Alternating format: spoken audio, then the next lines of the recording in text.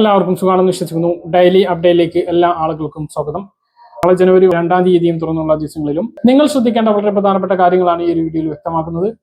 വീഡിയോയുടെ വിശദാംശങ്ങളിലേക്ക് കടക്കുന്നതിന് മുമ്പ് കൂടുതൽ ആളുകളിലേക്ക് ഇൻഫർമേഷൻ എത്താൻ ഷെയർ ചെയ്യുക, ലൈക്ക് ചെയ്യുക, ഫേസ്ബുക്കിലൂടെ കാണുന്ന ആളുകൾ ഫോളോ ചെയ്യുക. വീഡിയോയുടെ വിശദമായ വിവരങ്ങളിലേക്ക് വരാം. എല്ലാവരും കാത്തിരിക്കുന്ന രണ്ടാം പിണറായി സർക്കാരിന്റെ അവസാന ബജറ്റ് പ്രഖ്യാപിച്ചിരിക്കുകയാണ്. നിയമസഭാ സമ്മേളനം ജനുവരി 20-ന് ചേരും.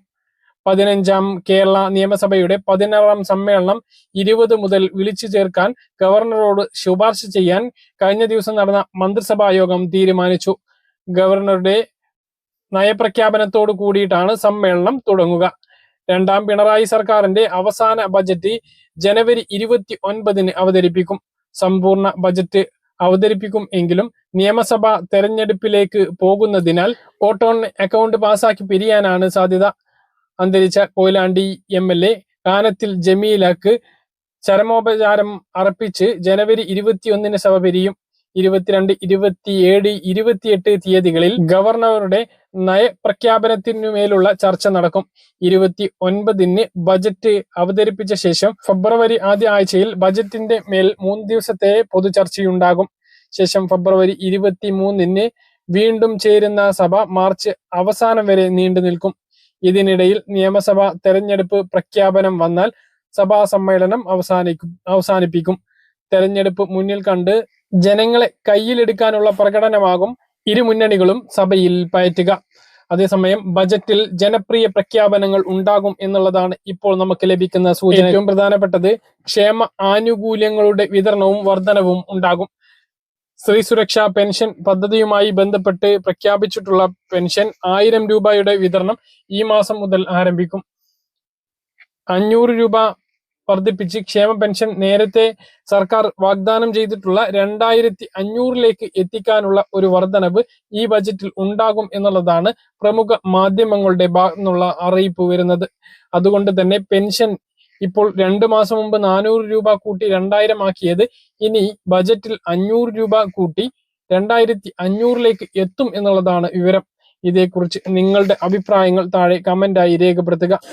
സഹകരണ ബാങ്കുകളിൽ നിന്നും വായ്പ എടുത്തിട്ടുള്ളവർക്ക് ആശ്വാസമായി സഹകരണ ബാങ്കുകളുടെ വായ്പാ കുടിശ്ശിക നിവാരണത്തിനുള്ള ഒറ്റത്തവണ തീർപ്പാക്കൽ പദ്ധതി പ്രഖ്യാപിച്ചു. 2026 ജനുവരി 1 മുതൽ ഫെബ്രുവരി 28 വരെയാണ് പദ്ധതി. സംസ്ഥാന സഹകരണ വകുപ്പ് മന്ത്രി VN വാസവനാണ് ഇക്കാര്യം അറിയിച്ചത്. സഹകരണ സംഘം രജിസ്ട്രാറുടെ കീഴിൽ പ്രാഥമിക സഹകരണ സംഘങ്ങൾക്കും ബാങ്കുകൾക്കുമാണ് നവകേരളീയം കുടിശ്ശിക നിവാരണം ഒറ്റത്തവണ തീർപ്പാക്കൽ പദ്ധതി 2026 ബാധകമാവുക. മരണപ്പെട്ടവർ, മാരക രോഗം ബാധിച്ചവർ എന്നിവരുടെ വായ്പകൾ തീർപ്പാക്കാനും വരുമാനദാതാവ് മരിച്ച സംഭവങ്ങൾ ഉണ്ട് എങ്കിൽ അത്തരം വായ്പകളിലടക്കം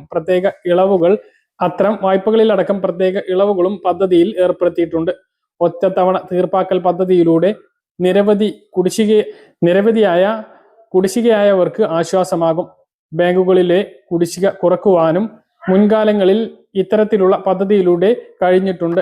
വായ്പ എടുത്ത് കുടിശ്ശികയായിട്ടുള്ളവർ പരമാവധി ഈ അവസരം ഉപയോഗപ്പെടുത്തണമെന്ന് മന്ത്രി പത്രക്കുറിപ്പിൽ അറിയിച്ചു. ന്യൂനപക്ഷ വിഭാഗങ്ങൾക്കുള്ള ചീഫ് മിനിസ്റ്റേഴ്സ് റിസർച്ച് ഫെലോഷിപ്പ് മുഖ്യമന്ത്രിയുടെ സ്കോളർഷിപ്പിന് അപേക്ഷിക്കാം. UGC അംഗീകാരത്തിലുള്ള സർവകലാശാലകളിലും സ്ഥാപനങ്ങളിലും റെഗുലർ ഫുൾ ടൈം ഗവേഷണം ചെയ്യുന്ന കേരളത്തിലെ ന്യൂനപക്ഷ മതവിഭാഗങ്ങളിൽപ്പെട്ട വിദ്യാർത്ഥികൾക്കാണ് ഫെലോഷിപ്പ് ലഭിക്കുക. പ്രതിമാസം 20,000 രൂപ വെച്ച് ഒരു വർഷത്തേക്ക് 2,40,000 രൂപയാണ് ഫെലോഷിപ്പ് അനുവദിക്കുന്നത്. കേന്ദ്ര സംസ്ഥാന സർക്കാരിന്റെയോ സർവകലാശാലകളുടെയോ ഫെലോഷിപ്പുകളോ മറ്റ് സാമ്പത്തിക സഹായങ്ങളോ ലഭിക്കാത്തവർക്കാണ് ഈ ഫെലോഷിപ്പ് ലഭ്യമാവുക. 30% ഫെലോഷിപ്പുകൾ പെൺകുട്ടികൾക്കും 5% ഭിന്നശേഷിക്കാർക്കും സംവരണം ചെയ്തിട്ടുണ്ട്. അപേക്ഷകർക്ക് ഏതെങ്കിലും ഷെഡ്യൂൾഡ് ബാങ്കുകളിൽ സ്വന്തം പേരിൽ അക്കൗണ്ട് ഉണ്ടാവണം. ഡയറക്ടർ, ന്യൂനപക്ഷ ക്ഷേമ വകുപ്പ്, 4ാം നില, വികാസ് ഭവൻ, തിരുവനന്തപുരം 33A എന്ന വിലാസത്തിൽ ജനുവരി 15-ന് മുമ്പ് പൂരിപ്പിച്ച അപേക്ഷകൾ നേരിട്ടോ തപാൽ മുഖേനയോ ലഭ്യമാക്കണം. സംശയങ്ങൾക്ക് 0471 23 00 523 എന്ന നമ്പറിലോ 2300 524 എന്ന നമ്പറിലോ 230 2000 എന്ന നമ്പറിലോ ബന്ധപ്പെടാവുന്നതാണ്. രാജ്യത്ത് ജനപ്രിയ വേദന സംഹാരി നിരോധിച്ച് കേന്ദ്ര സർക്കാർ. 100 മില്ലിഗ്രാമിന് മുകളിലുള്ള നിമുസുലൈഡ് ടാബ്ലറ്റുകളും സിറപ്പുകളുമാണ് നിരോധിച്ചത്. ആരോഗ്യ കുടുംബക്ഷേമ മന്ത്രാലയമാണ് നിരോധനം സംബന്ധിച്ച വിജ്ഞാപനം പുറത്തിറക്കിയത്. നവംബർ വരെയുള്ള കണക്ക് പ്രകാരം 489 കോടി രൂപയുടെ നിമ്യൂസിലൈഡ് വേദന സംഹാരികളാണ് വിറ്റുപോയത് എന്ന് ഫാർമറാക് അറിയിച്ചു. മാത്രമല്ല വിൽപ്പനയിൽ 8.4% കോമ്പൗണ്ടഡ് ആനുവൽ ഗ്രോത്ത് റേറ്റ്, അതായത് ശരാശരി വർഷ വളർച്ചയും രേഖപ്പെടുത്തി. സൺഫാർമ, ഡോ, റെഡീസ്, ലൂപ്പിൻ, സിപ്ല, ഇൻഡാസ്, സെയ്ഡൂസ് തുടങ്ങിയ കമ്പനികളാണ് നിമസുലൈഡ് വിപണിയിൽ എത്തിച്ചിരുന്നത്. ഈ മരുന്ന് ഉപയോഗിക്കുന്നത് കരളിന്റെ ആരോഗ്യത്തിന് ഗുരുതരമായിട്ടുള്ള പ്രത്യാഘാതം ഉണ്ടാക്കും എന്ന റിപ്പോർട്ടുണ്ടായിരുന്നു. ഇതേ തുടർന്ന് വേദന സംഹാരിയെക്കുറിച്ച് പഠിക്കാൻ Indian council of medical research ICMR-നെ കേന്ദ്ര സർക്കാർ ചുമതലപ്പെടുത്തിയിരുന്നു. ICMR നിർദ്ദേശത്തിന്റെ അടിസ്ഥാനത്തിലാണ് നിരോധനം ഏർപ്പെടുത്തിയിട്ടുള്ളത്. 100 മില്ലിഗ്രാമിൽ കുറവുള്ള നിമൂസിലൈഡ് വേദന സംഹാരി ഉൽപ്പന്നങ്ങളുടെ കവറിന് പുറത്ത് ബ്ലാക്ക് ബോക്സിൽ കുറിപ്പ് നൽകാനും ICMR നിർദ്ദേശിച്ചിട്ടുണ്ട്. ഡ്രഗ്സ് ടെക്നിക്കൽ അഡ്വൈസറി ബോർഡുമായി കൂടി ആലോചിച്ച് 1940-ലെ ഡ്രഗ് ആൻഡ് കോസ്മെറ്റിക്സ് നിയമത്തിലെ 26A വകുപ്പ് പ്രകാരമാണ് കേന്ദ്ര സർക്കാർ നിമേസുലൈഡ് വേദന സംഹാരിയുടെ ഉൽപാദനവും വിതരണവും വിൽപ്പനയും നിരോധിച്ചിട്ടുള്ളത്. പൊതുജനങ്ങളുടെ ആരോഗ്യത്തിന് ഹാനികരമാകുന്നതായി കണ്ടെത്തിയാൽ ഏത് മരുന്നിന്റെയും സൗന്ദര്യവർദ്ധക വസ്തുവിന്റെയും ഉൽപാദനവും വിപണനവും വിൽപ്പനയും അടിയന്തരമായി നിരോധിക്കാൻ സർക്കാരിന് അധികാരം നൽകുന്ന വകുപ്പാണ് 26A. അടുത്ത അറിയിപ്പ്, രാജ്യത്ത് ഗ്യാസ് വിലയിൽ വർധനവാണ് ഉണ്ടായിട്ടുള്ളത്. എല്ലാ മാസവും പൊതുമേഖലാ എണ്ണ കമ്പനികൾ ഗ്യാസ് വില പുതുക്കി നിശ്ചയിക്കാറുണ്ട്. ഇത്തവണയും പുതുക്കി നിശ്ചയിച്ചപ്പോൾ 19 കിലോഗ്രാം ഹോട്ടലുകളിലും മറ്റും ഉപയോഗിക്കുന്ന വാണിജ്യ സിലിണ്ടറിന് 111 രൂപയുടെ വർധനവാണ് വരുത്തിയിട്ടുള്ളത്.